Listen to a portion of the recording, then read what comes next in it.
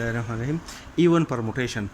A permutation alpha on a non-empty set X is said to be an even permutation if the permutation alpha can be written as a product of even number of transposition.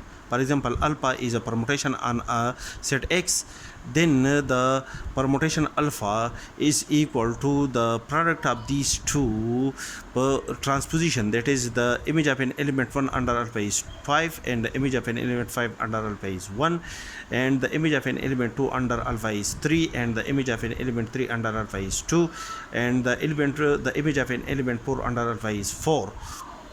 Therefore, the permutation alpha is equal to the product of two transpositions, that is the number of transposition in the permutation alpha is equal to 2.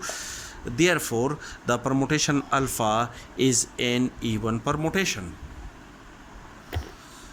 Odd permutation. A permutation beta on a non-empty set X is said to be an odd permutation if beta can be expressed as a product of odd number of transposition. For example, beta is a permutation on a set X such that the permutation beta is equal to the product of 3 transposition, that is the number of transposition in beta is equal to 3.